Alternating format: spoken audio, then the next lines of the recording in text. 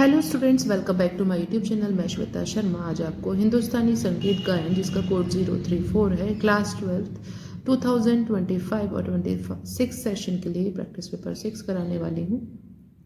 तो सबसे पहले अगर आप मेरे चैनल पर नए हैं तो मेरे चैनल को सब्सक्राइब करें, वीडियोस को लाइक करें और शेयर करें। तो आइए स्टार्ट करते हैं। जो ये पेपर होगा वो 2 आवर्स का होगा, जो मैक्सिमम मार्क्स होंगे वो होंगे 30। इसके सामान्य निर्देश इस प्रकार हैं। इसमें 3 सेक्शंस होंगे, सेक्शन ए, बी और सी, खंड अ, ब और स। खंड अ सभी प्रश्न अनिवार्य होंगे, मीन्स इसमें 8 क्वेश्चन होंगे और 8 करने अनिवार्य होंगे। कोई भी इंटरनल इसमें चॉइस नहीं होगी, सभी प्रश्न करने अनिवार्य हैं और प्रत्येक प्रश्न 1 अंक का होगा। खंड ब, इसमें 5 क्वेश्चन होंगे और 5 में इंटरनल चॉइस होगी, सभी प्रश्न करने अनिवार्य होंगे।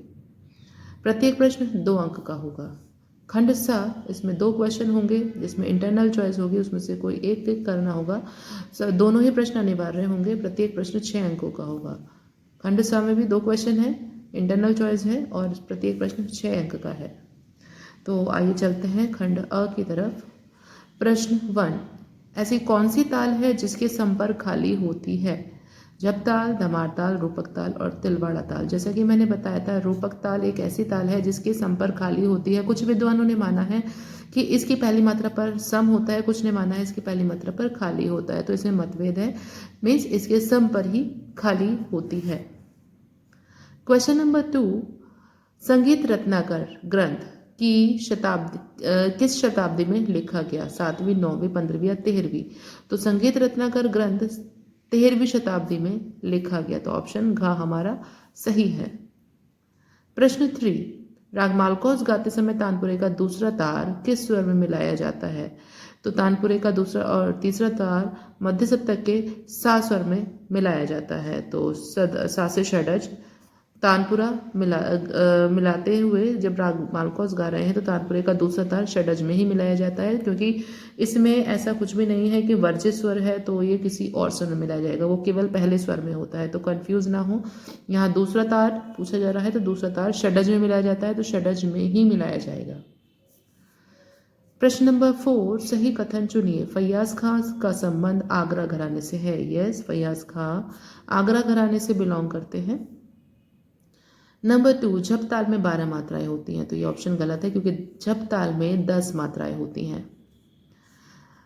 नंबर 3, तानपुरे में 4 पर्दे होते हैं। तानपुरे में 4 पर्दे नहीं, 4 तारें होती हैं, पर्दा कोई भी नहीं होता है। जैसे कि मैंने बताया था, जब तानपुरा आप देख रहे हैं तो तानपुरे में ये जो तारें होती हैं उसमें ये फ्रेट्स नहीं होते हैं। क्वेश्चन नंबर 4, राग मल्हार वर्षा के समय में गाया जाता है। तो यस, राग मल्हार वर्षा के समय में, मेघ और मल्हार वर्षा के समय में गाए जाते हैं, तो ये ऑप्शन सही है। तो देखते हैं सही उत्तर आ और द, तो ख ऑप्शन आ और द हमारा सही है। क्वेश्चन नंबर 5, सही कथन चुनिए। नंबर अ, क्रम अनुसार आरोह अवरोह करने को मूर्छना कहते हैं। यस, क्रम अनुसार आरोह अवरोह मूर्छना कहलाता है। ग्राम 4 प्रकार के होते हैं, तो ये ऑप्शन हमारा गलत है। ग्राम 3 प्रकार के होते हैं, षडज ग्राम, मध्यम ग्राम और गंधार ग्राम। गमक के 7 प्रकार बताए गए हैं, 7 प्रकार नहीं बताए गए हैं बल्कि 15 प्रकार बताए गए हैं, तो ये भी ऑप्शन हमारा गलत है। नंबर द, अटूट ध्वनि में स्वरों को, अटूट ध्वनि मतलब बिना रुके, एक स्वर से दूसरे स्वर पर बिना आवाज को खंडित किए या बिना रुके, बिना रुके का मतलब हुआ अटूट ध्वनि में स्वरों को गाना बजाना मींड कहलाता है, तो ये ऑप्शन हमारा सही है। तो अ और द ऑप्शन हमारा सही होगा, तो ख हमारा सही है ऑप्शन। नंबर 6, क्वेश्चन सूची 1 का सूची 2 से मिलान कीजिए। सूची 1, खटका,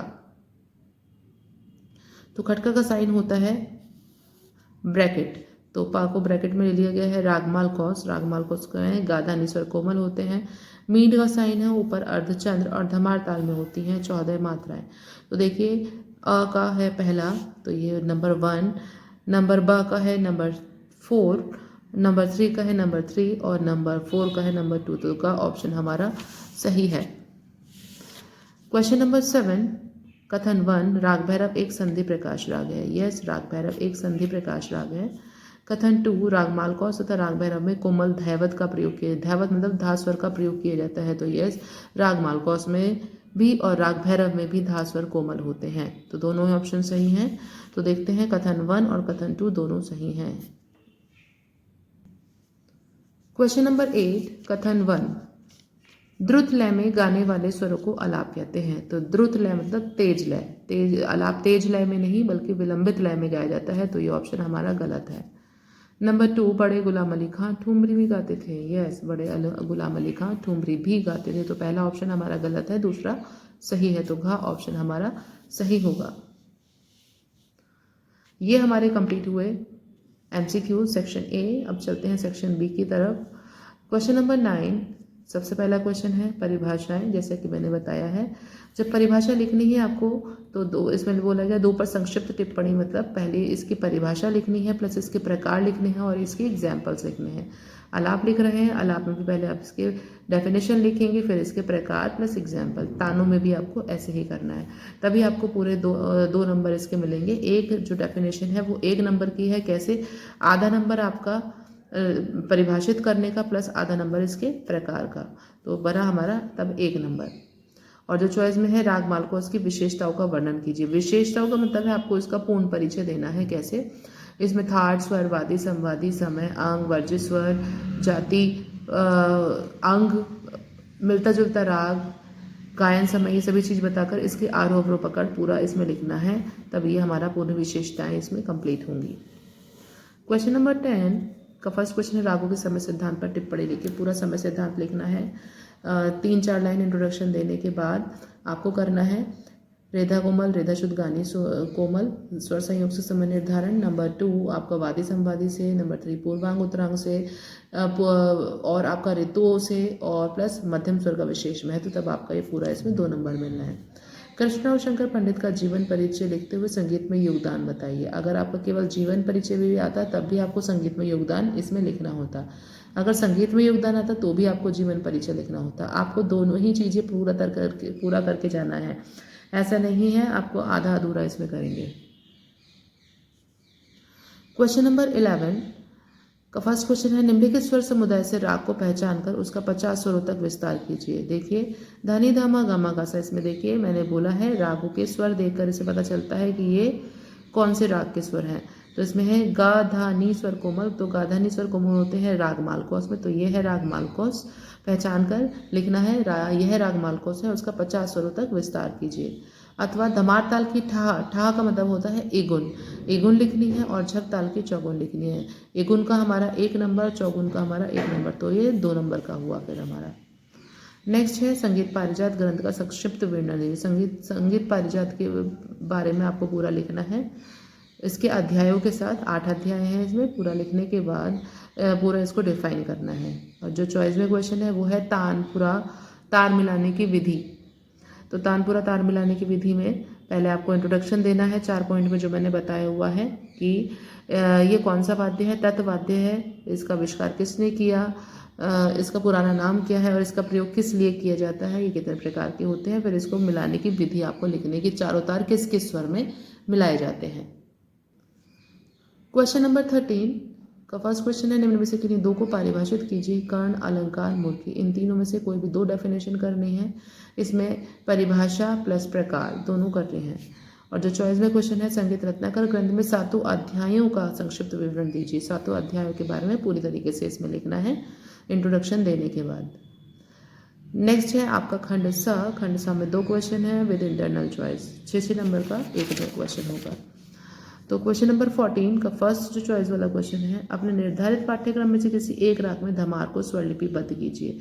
तो किसी एक राग में आपको धमार की स्वरलिपि लिखनी है, मैंने इसको में राग मालकोस में कराई है। स्थाई आपका 2.5, अंतरा 2.5 और ऊपर की हेडिंग आपकी 1 मार्क कि किस ताल में है और किस राग में है, तो ये हमारा 6 नंबर का है। और अगर आप करते हैं अपने निर्धारित पाठ्यक्रम में दिए गए किसी एक राग में विलंबित ख्याल के स्थाई और अंतरा को 2 तानों सहित लिखिए, तो 1 नंबर के ऊपर के आपकी हेडिंग होगी, 1.5 मार्क का स्थाई होगा, 1.5 मार्क्स का आपका अंतरा होगा और 1-1 नंबर की दोनों तानें होंगी। नेक्स्ट क्वेश्चन नंबर 15 चॉइस वाला फर्स्ट क्वेश्चन है, आप ख्याल या तराना के किस वर्तमान कलाकार को सबसे अधिक सुनना पसंद करते हैं, उनकी शैली का आलोचनात्मक विश्लेषण अपने शब्दों में कीजिए। तो आपने कौशिकी चक्रवर्ती इसमें लर्न करके लिखना है, कौशिकी चक्रवर्ती लर्न करके लिख कर आइए। और चॉइस में जो क्वेश्चन है वो है आलाप राग की व्याख्या में बहुत महत्वपूर्ण है तथा तानों द्वारा राग का विस्तार किया जाता है। आलाप और तानों में मीन, कर्ण, गमक आदि का उपयोग राग के स्वरूप और मांग के अनुसार किया जाता है। ये सभी तत्व राग की सौंदर्यात्मक तस्वीर प्रस्तुत करने में सहायक होते हैं। कोई भी पैराग्राफ दिया होगा, फिर उसके बाद उससे रिलेटेड क्वेश्चन पूछा जाएगा। उपरोक्त अनुच्छेद को पढ़ने के बाद अपने पाठ्यक्रम के किन्हीं 2 रागों में एक एक आलाप 20 स्वरों तक, तो किसी भी किन्हीं भी 2 रागों में प्रॉपर मेंशन किया हुआ है, किन्हीं भी 2 रागों में जो आपका मनपसंद हो, आपका फेवरेट हो, उनके किन्हीं भी 2 रागों में एक एक आलाप लिखिए। 20 स्वरों तक, मतलब 20 स्वर होने चाहिए। आपका डैश भी उसमें काउंट होगा। को कर्ण, गमक, खटका आदि के चिन्हों सहित लिखिए। कर्ण भी दिखाना है। कर्ण मतलब जैसे मैंने बताया था, कोई भी स्वर है, माँ पापा कर्ण दिखाना है तो छोटा सा ऊपर गा लिखो। तो कर्ण दिखाना है, खटका दिखाना है, खटका का साइन होता है आपका ये। चिन्हों सहित लिखे तथा किन्हीं 2 रागों में 32 मात्रा के विभिन्न प्रकार के 2 ताने लिखे। तो 32 मतलब 32 पेयर होने चाहिए। विभिन्न प्रकार की ताने नहीं लिखी हैं, दुगुन या चौगुन, तो आप अपनी मर्जी से लिख सकते हैं। आप दुगुन में लिखें। दुगुन में आप 32 मात्रा की तान लिखें विभिन्न प्रकार की।